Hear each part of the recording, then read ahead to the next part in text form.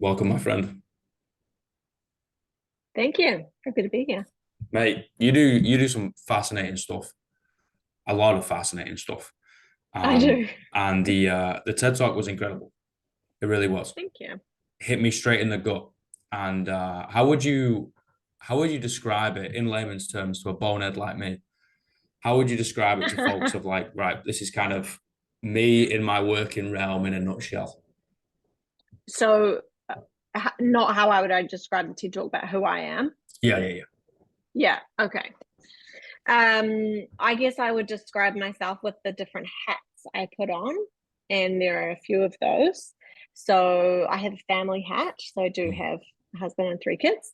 And then I have a few work hats. One is that I've spent a number of years now researching porn and media sexuality messaging. So I'm broadening out from porn that I've spent quite a bit of time recently just researching as well what kind of messages we get about sex and relationships from all different types of shows and movies. And then I've spent a significant amount of time then looking at the research on how all of that, whether it's porn or other media, is influencing particularly children and young people. But Mm. we know that the impacts are pretty similar for adults as well. So that's one hat. The other hat is that I'm a therapist. So I work with adults, and I historically worked with children and adolescents, but now I work with adults almost like in two camps, really. One would be what I call pure sex therapy. So that's sex isn't going well.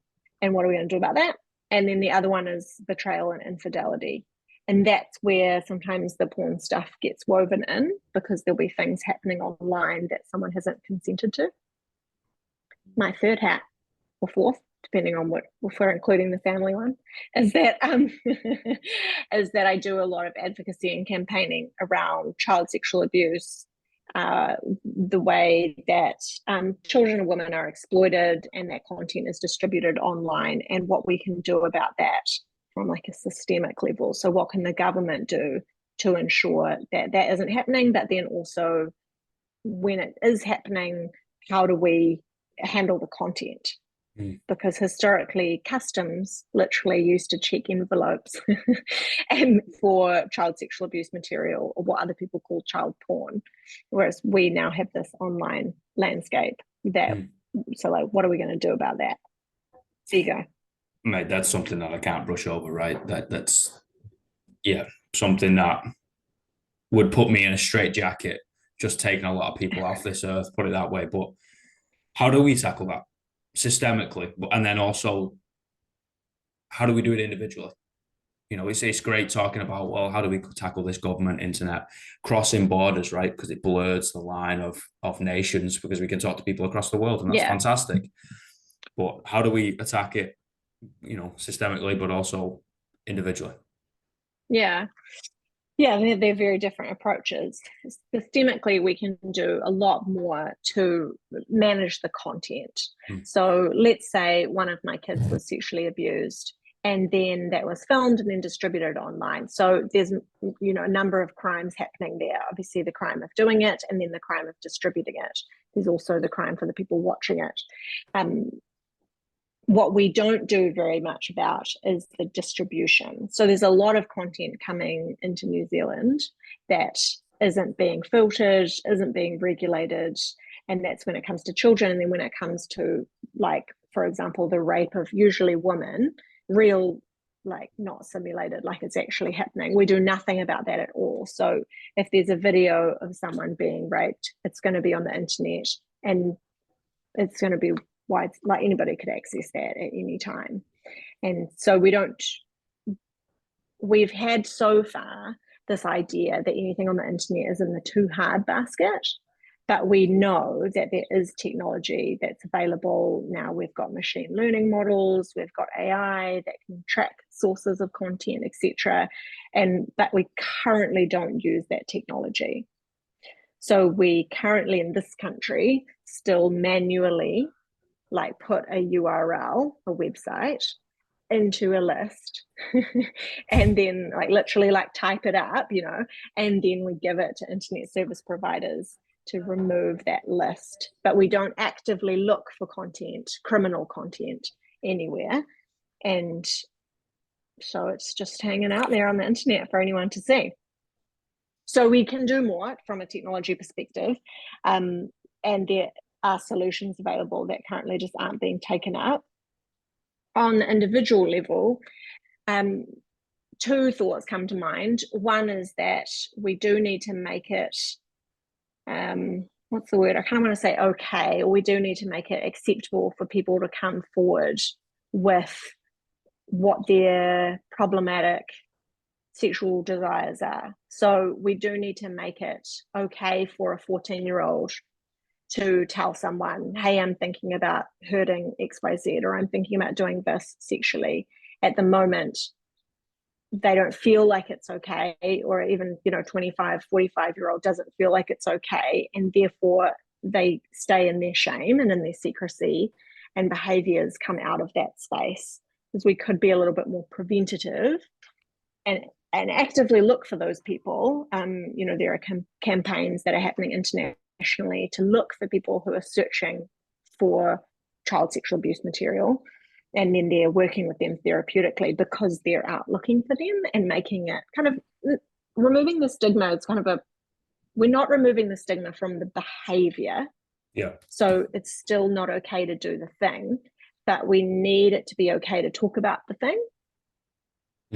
Yeah. Does that make sense, that difference? It's preventative, right? Rather than reactive. Yeah. Let's stop it from happening rather than like slapping you on the wrist when it does. It's like, no. Like, yeah, and I'll give you a really, really tangible example of how that currently happens. So if you search at the moment for child pornography on a search engine, then it's not going to come up. But what will come up on Google will be, and this is on Google specifically, will be a banner that says this content is criminal and you cannot access it, and report it if you see it. But if I'm the person searching, you're not going to report then I'm not probably going to report myself. So there's not a therapeutic angle, and there's no sense of, hey, warmth, feeling for you in this situation. Please, here are the people to talk to. We recognize that you're a human, and there's none of that. It's a punitive approach, and for lots of people that sounds like the right thing to do because those people are awful and evil and terrible. But the only way we prevent that kind of violence is by actually engaging with the people who perpetrate it. Here's a question. How would you personally find empathy for somebody like that?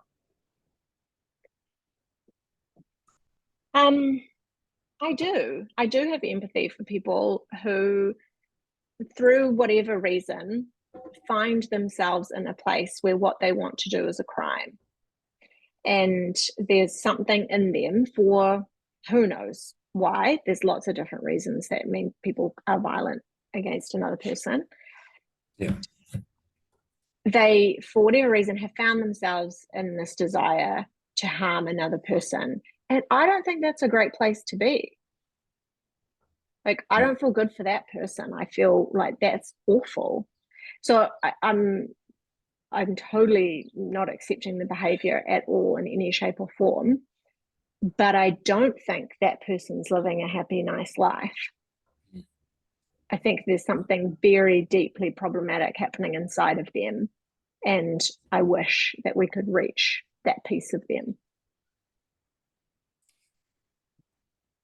So you see it as a violent streak, and you go down that path. I'm following you mentally here. I'm along the journey with you.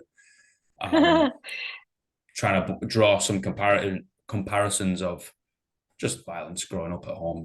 Like whether it's blue collar being blue collar, whether it's whatever it is, and yeah, and you can draw comparisons of, oh, okay, actually, yeah, like you can look back and you understand that is an extremely mentally unwell person. We're all products of our environment, and we said we weren't going to talk about stats, but there is a stat out there of people who have had it done to them as a child is X amount of times more likely to do it to somebody else. And it's, how do you stop that? Well, you need to get in the middle of that domino and be like, hold on a minute, we got to converse here, mate. I love it how you said speak to the human, because at the end of the Mm. day, they still are. Mm. Yeah. Yeah.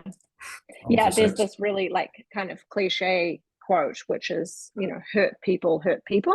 Yeah, yeah, yeah. And you've got to kind of just go, that's actually true. Mm.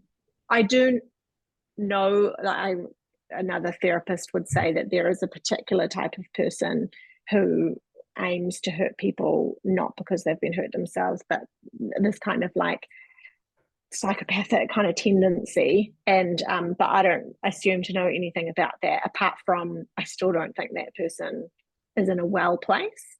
Mm.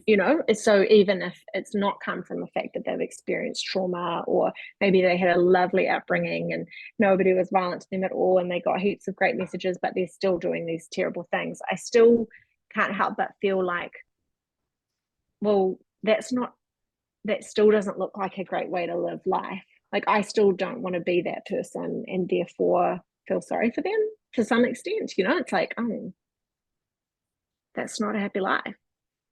Yeah, it's that whole nature nurture debate, right? Like, yeah, undoubtedly there is going to be contributing factors on both sides of the fence, but it's always going to be this weird mix in the middle. And it's like, yeah, they might have been dealt like a poor set of cards, which has them a deep predisposition to be a bit more aggressive. Okay, sweet. But then, like, you actually dive into the weeds and you get to know this individual. It's like they've had a shit upbringing. Yeah. You're like, whoa, okay, cool. Am I just going to be like, oh, that's just aggressive Joe or like prick Alex or whatever, and you just completely disregard him? And unfortunately, Mm. we see it a lot in kids, right? Like kids is a big thing close to my heart because I saw a lot of kids that are labeled too early of Mm. anger management and bad eggs, so to speak, because they will sell drugs, bring knives to school, fight all the time, or whatever. And it's like, well, actually, this is an orphan, or this is a kid who's being brought up by their quote unquote auntie, which is just a neighbor at the end of the day, or Yeah. like, you know what I mean? And they are human, they are individuals, and unfortunately, there might not be enough resources to get to know everybody on the deeper level, but we can all at least be a little bit more aware of it. Yeah. See Deep someone for who stuff. they are, right? sorry. This is just We where really my dove mind in. goes. Sorry. I told you I'm blonde. I'm crazy. Yeah, you gotta rein me in. Sometimes it goes too deep, I'll start crying. So just like fucking bitch slap me through the That's good. computer screen or something. But I want to talk about makes sense. Okay. Tell me about it. Yeah.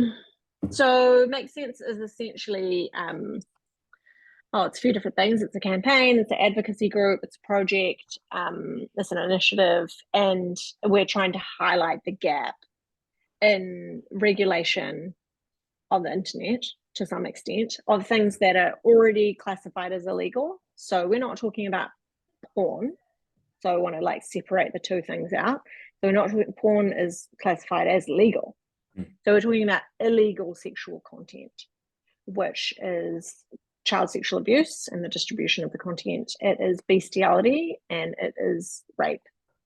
So those three areas are what we're focused on, and trying to push government entities to regulate that, because it's already classified as illegal.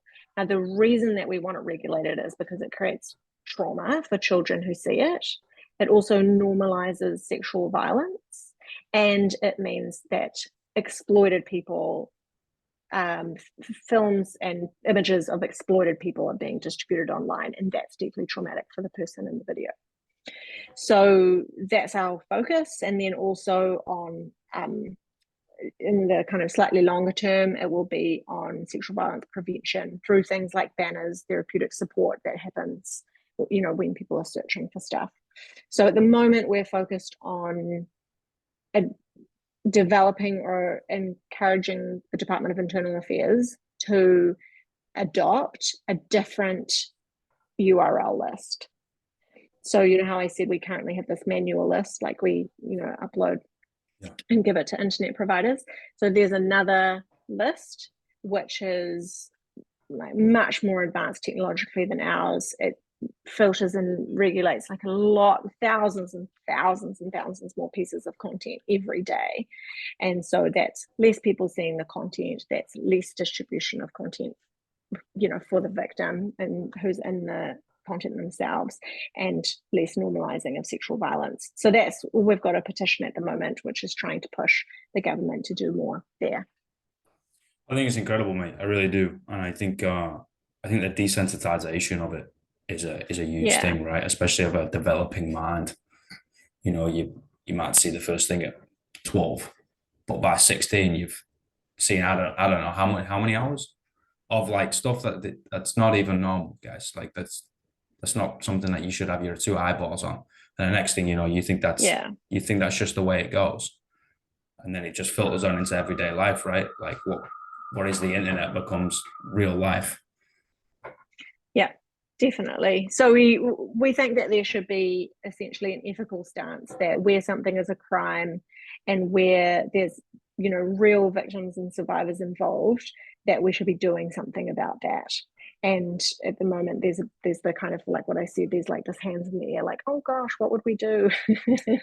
And that's just, we shouldn't have that approach anymore. So we've had some successes with private tech companies who are wanting to do more about illegal sexual content, and that's really great. But we do think that the government should step up. What we've got is a little bit of a battle at the moment between the government going, oh, you private entities, you internet service providers, like you should take action in this space and we fully support you to do that. And then the private company is going to government, it's not our job to decide what isn't okay on the internet, and you need to tell us what to do. And then they just both don't do anything. Yeah, they want to get a paycheck by not doing much work, Yeah, I mean, they're fighting fights on like some other good fronts. So I we know personally now the people who occupy these roles, and lots of really great people, but there is technology out there that we could use that would mean that we didn't need to have somebody literally sitting at a computer watching illegal sexual content. Like, it's just like, why do we need to do that? So let's save some of those people's time and energy and mental health and use the tools that are available to us internationally. Do you think it's funded? Do you think that's the problem? I don't think funding is the problem in terms of it acquiring the tool, like the adopting the wider list. I think funding is the problem at that more preliminary level. Like, in order for a decision to be made about adopting the list or about developing technological tools, somebody has to do a lot of research on that, and it has to go through lawyers, and it has to go through like 7 different layers of bureaucracy and figuring out whether this is okay. And that's where I think a lot of the funding gets sucked up, is in the figuring out process. And so not funding to like do the thing, but funding to figure out if they're going to do the thing. Bureaucracy. Yeah, and I'm not saying that that's not important, but it's it's like a startup, like startups cost money, but then they can hum later on. That's a little bit like what we think that we're asking for. Yeah, understood. It takes a hell of a lot more energy to get the train going rather than it does to keep it going. Yeah. Understood. Sometimes it takes a little bit of a painstakingly slow process, and fortunately that means injecting dollars into it.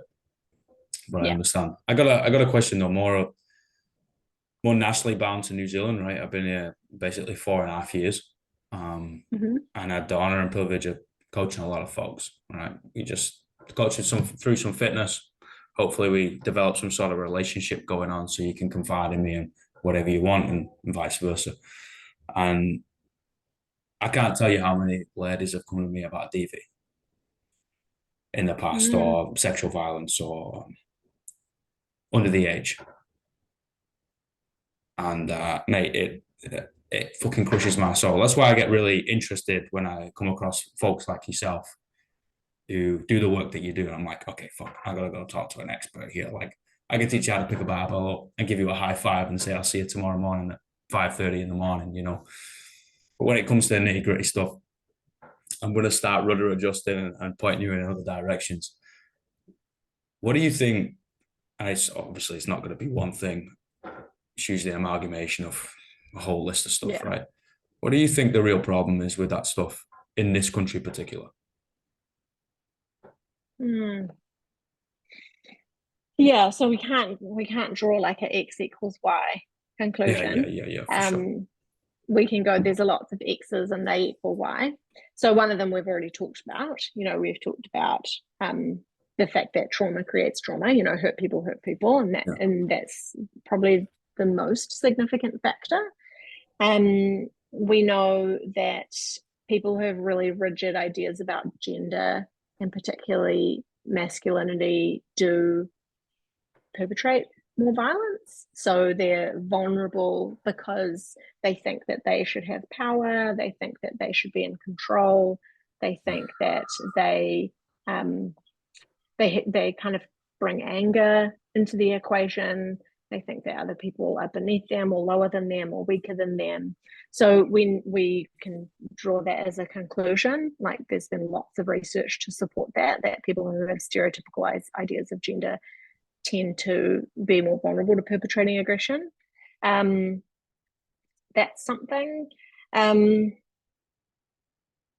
think there is still an acceptance of violence and aggression towards women. I believe that because people still consume it happily all the time. And so they watch violence against women, and particularly in porn, and feel fine about it, and that does exhibit a normalization or a kind of an ignorance or a blindness or that this is kind of okay, and that's pretty common. Like that's a really, really common thing that's happening is, men consuming content that's violent against women and feeling okay about it. It blows my mind. Like, I don't come from the nicest of spots, right? And it's very bloody violent. The way you climb the social pecking order is you kick the seven bells of shit out of someone above you, right? But in terms of violence towards ladies, that's an absolute no-go. Like that has never been a go, even amongst the shadiest of groups growing up back home, right? And you come over here and it's just everyone kind of turns the other way. It's like what gives you the right to think that's okay? Like why can we all be bystanders here? That's not on. Like we've all had that in school. Don't be the bystander, stand up to the bully and all that type of shit, right? Like I don't get it. And I've thought about this for 4.5 years. My personal opinion, right? Not a therapist. Yeah. I think it's entitlement.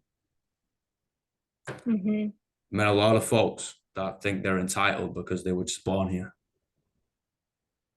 It's like, no, you're not entitled to shit. You got to work for it. Same with the relationship, you got to work on it. Same with yourself, you got to work on it. Same with the gym, you got to work on it. And I spent like 3 years down in Christchurch, of all places, and rural things, solitude does some crazy things to the mind, right? So I can understand where people go off that little path and they start getting into some crazy stuff. I'm like, I understand, because if you're left to your own devices in the four walls of your own brain, you're going to end up thinking some crazy stuff. Like, yeah, okay, no problem. Let's try and knock you back into the good zone. And yeah, I saw a lot of it, mate. Like I saw a lot of it. I think back to pretty much the first time I went out, quote unquote. You go to a bar, you have a couple of drinks, whatever, and you see a bloke square up to a chick, and there's me, like being, fresh off the boat from Manchester and fucking basically kicked down a table to get in the way of it because it's like, whoa, hold on a minute, like this is not going down. And then you start thinking as you get a little bit older, don't you? You start thinking, you're like, what is the root cause of this? Because fighting fire with fire is never the option. It's just going to cause a bigger flame. What happens if we get into a scrap? Now everybody's fighting. Now what? It's like, well, what is the cause root? Why are we doing it socially? Why do we think this is acceptable? And even on this stuff, like people could be Olympians and they turn around, oh, they went through some trauma as a kid. Next thing you know, 2 minutes later, sexual abuse. You're like, whoa, what the fuck? Where's all this coming from? And again, I just want to say, hats off to you, mate. You work in such a hard field, and I appreciate the shit out of you. Oh, that's nice. Bastard, I'm gonna start It's crying. actually I did when years ago I worked with kids and teenagers who'd been sexually abused, and that was the 90% of my workload was in that field. And then I just consistently felt really drawn to working with adults. And I think part of that was, how do we break these cycles? Like, how do we talk about sex and relationships differently with adults who, most of whom will become parents, not all, Yeah. but most. And how do we create healthy, well relationships, and then that gets passed on. And I still think working with kids every once in a while, I think, oh, should I go back to that? And that's obviously really valuable. But we do need to break cycles, and working with parents particularly is often the way to do that. Yeah, agreed. I can see that, and you know, being able to have a adult conversation, right, and talk about the birds and the bees that nobody wants to talk about. And the next thing you know, you're 18. You're like, well, what goes where? What do we do? You're like, what? What the fuck? What's going on with you guys? Like, come on, like, just talk to people. This is just a natural thing of life, just like riding a bike. Yeah. You know, Yeah. just talk to And somebody. so we need, we really need a lot of great dads, and we need them to model masculinity, as being, to be a man is to be empathetic, and to be a man is to be kind, and to be a man is to be protective, but not in an overbearing way, and to be a man is to be romantic, and all of that stuff is what we do need more of. And, I think every once in a while I'm like, oh my gosh, I feel like everyone's been banging on about this for so long and it feels a bit cliche. But actually it's going to take generations. It's going to take a long time for the majority of culture to shift in that way. And in some communities it's going to take 3 generations. So we basically have to keep talking about it. Yeah, for sure. You sing it from the rooftops, mate. Like, because the first 1,000 time of hearing it, it just goes in one ear and out the other. 1,001, they're like, oh yeah, that makes sense. Okay, I've been telling you that for 10 years. All right, sweet. Thank you very much. No problem. Can we move to level 2 now? But anyway. We've also got 3 questions. Cool. What's the greatest piece of life advice you've ever received? The greatest piece of advice? Yeah, life advice. Oh gosh, this is what I wish I had known ahead of time. Oh, no, you don't need to prepare, The thing that comes to mind, and maybe it's not the greatest piece of advice, but I was thinking about studying and like what I was going to do with my life and that kind of thing. And my mum said to me, if you're going to study, it should be in something that you would stay up late reading about anyway. So the idea of really going for the thing that you love so dearly because it brings you joy or happiness or curiosity, there's some other drive in you that even if you weren't studying it, you'd be reading or listening about it. So that was a really core piece of advice that changed the trajectory essentially of my life, I would say. So that's what comes to mind. Wow. What direction were you headed in? It was still in the therapeutic field, but I was going to stay working with children, and I was going to focus only on working with kids. And I said I kept kind of being drawn to working with adults to break the cycle and shift things up, and so it was her saying that made me think, oh yeah, that's a legitimate pathway. There's a reason I keep going back to it in my personal time. Yeah. What's the worst piece of life advice you've ever received? Probably anything to do with being wise financially. Oh, the old money talk, right? Oh man. Yeah, I don't have a lot of tolerance for, wise financial when it comes to, I believe in experiencing life and not not letting traditional or conventional ideas get in the way. So yeah, like an example of this would be, it would have been wise for Dave, my husband, and I to like maybe buy an investment property, but we chose to go and live in Fiji and sail around with our kids for 6 months because that was a terrible financial decision, but gave us lots of rich experiences. So I don't have like a lot of tolerance for the for the kind of like conserve your money way of being. I would never tell you that, No, I know that's something that people are told all the time, I think, when they're young. And I'm also not about like spending lots of money on like cars or anything, but it's yeah, I think wisdom, wise financial choices is misinterpreted. Yeah, it's wild. All those financial barriers or wise choices, as we put them, is only something I've heard in the later years. Like I never heard it growing up. It was more like, have you got 2 pennies to rub together to make your fingers warm? And it's like, what are you talking about? Owning a house? You're fucking out of your mind. Go to work. And it's wild. Just by some coaching some folks and traveling around and this country, that country, you're like, people do what now? They own how many? They do what? Generational. Damn, we're only going to be here 80 years. Like, I'm not thinking about the year 3000. It's wild, but again, perspectives. We live in the reality we perceive, and talking to folks, you can dip into their perspective and you can dip into that reality. It's a beautiful thing. Mate, last question. What are the 3 words you would tell your younger self?